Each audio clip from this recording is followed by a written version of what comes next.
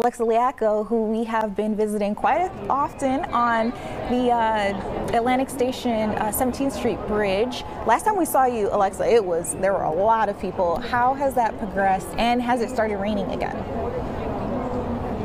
The weather has cleared up and nobody has left the 17th Street Bridge. Rather, you can see the crowds lining up. We've got flags, we've got signs. Sign there, proud granddaughter of immigrants. A lot of people out here protesting the ICE raids that are happening across the country. People also, of course, protesting the festivities happening in Washington tonight, saying that we have no kings here in America. You can see no king sign here. Will you tell us a little bit about why you guys are here today?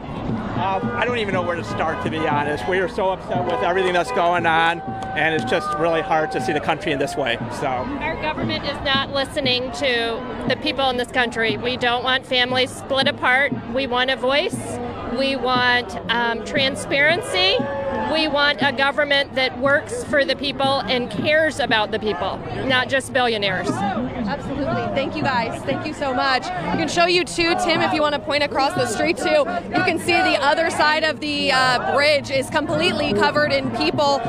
Countless, dozens and dozens of people. I would say at this point, it looks like there's probably hundreds of people here with signs. You can see that light up sign saying Trump out now, you're fired, no fascists, no kings. This rally here is one of about 2,000 across the entire country planned for No King's Day. We spoke with some organizers who said they put out a lot of messaging on social media to make sure everyone stays peaceful, everyone continues to, follow the law, stay out of the streets and stay safe. I want to walk you back over to here to read some more signs. We've got an organizer a little bit down the way here who wanted to speak with us. It's giving Lord Farquaad. Okay, you gotta tell us about your sign here. I mean, life imitates art, right? What's your message to the president? Listen to the people. Listen to the people. You can't ignore this. You can't ignore all these people. You can't ignore the movement and the power of the people. Absolutely. Thank you so much. And I want to bring you down here to our friend Nayla. She also made a sign. You can see people coming through with the bullhorn chanting, "Show me what democracy looks like." We've got dozens and dozens of people across the entire 17th Street Bridge. Nayla, will you tell us a little bit why you're out here today? I'm out here because I learned from a very young age about the importance of democracy. In school we talked about the civil rights movement, the women's movement, all other movements, and we're in the middle of another crisis to our democracy, so it is our duty as citizens to uphold those rights and to stand up for what we believe in. And what over the last few months during Donald Trump's presidency has stuck out to you as, something that you need to speak out about? The assault on our higher education, doing things like withholding federal funds to important research institutions, holding things like cancer research because of a petty grudge about things like masks or like student organizations or books. Like, these are colleges. These are 18 to 20-something-year-olds, and apparently they can't be trusted to know themselves. And if we don't have higher education, if we don't have research, if we don't have the freedom of speech, then we don't have a democracy. Thank you so much, Nayla. We appreciate it. She's got her sign here. You can hear the cars going by. People are honking. Motorcycles are whirring by.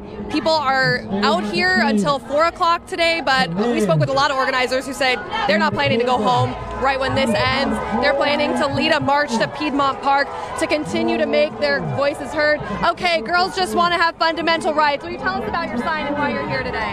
Well, our rights are being taken away slowly, day by day, step by step, by this administration. It's just every day something new is being taken away. Another right is being trashed. Another norm is being destroyed. So we have to stop it. Absolutely. And will you talk a little bit about, a message that you would have for the president? One of the fundamental rights is the right to govern your own body. So to me, again, repealing Roe v. Wade was one of the worst things because it violates fundamental women's rights to govern their own body. And then there's trans rights about about controlling your own body there too. So again, day by day, each day that goes by, we lose more and more rights in this country, and it becomes more and more fascist. The same things that happened in 1933 are happening now. I'm expecting the night of the long knives any day now. And we talk a little bit about your reaction to just seeing really it looks like hundreds, maybe over 1,000 people here on the 17th Street Bridge today. Well, yes, of course. It feels like there are more people united behind an idea that we need to change, that we need to stop this erosion of fundamental rights, and that the more people than we know are standing behind us. All you have to do is listen to all the cars going by here. They're waving, they're giving us thumbs up, they're honking their horn, they're with us. So we are the power of the people, and that's what we're here to show everybody, that we have the power to make the change happen, to going back to norms, to people having their own individual rights. Absolutely. Thank you so much for speaking with us today. We appreciate it. We got a lot of people out here who are really passionate and say they're not going anywhere, rain or shine. Luckily, we've had a little bit of an abatement in the rain, so good news here. You can hear those ralliers loud and proud. We will be here all afternoon, but for now, I'll send it back to you in the studio. Thanks, Alexa. Now